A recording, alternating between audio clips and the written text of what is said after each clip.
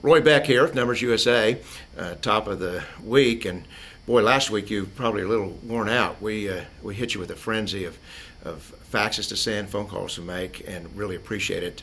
I think that we've put most members of Congress on notice of some really important things they got to pay attention to. The health care bill is at the top of everybody's attention.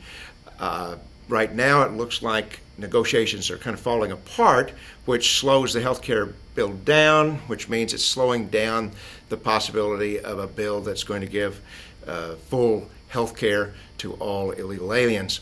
As we found last week, as we told you in our newsletter and in our blogs, the majority in Congress is absolutely refusing to cut out illegal aliens from this health care package. As long as that's the case, then we're going to fight that. Now, as you know, Numbers USA takes no position on the health care plan itself, but certainly we cannot be opening up the government coffers for 12 to 20 million illegal aliens and then all the people that they send for.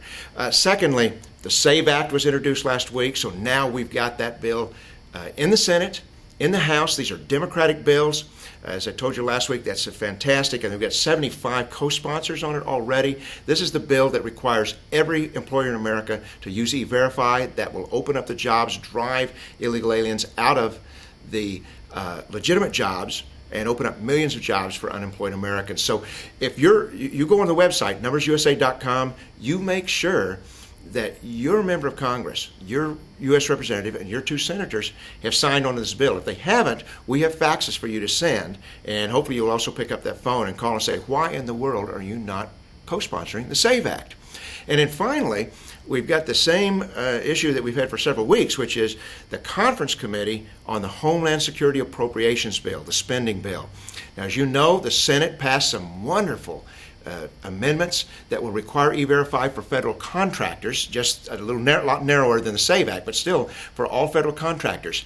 Now, that's now in the Conference Committee. We've got to worry about Senator Reid and Nancy Pelosi taking them out, but we got even worse news late last week. Senator Durbin, the number 2 leader of the Senate, says that they may just throw out all the appropriations bills they've passed so far and kind of start over and put them all into an omnibus bill. Now, anytime you hear omnibus appropriations bills, think theft and corruption, because that's basically the way that members of Congress do away with the democratic process. In the back room, they decide how to do things, and it's certainly the way that they're going to gut these wonderful amendments to try to tackle and do away with illegal aliens taking jobs. So the only way we can stop these things from happening is for those phones to keep ringing, for the faxes to keep going. There's a lot of other issues that they're hearing about. Make sure that they're hearing from you about immigration this week.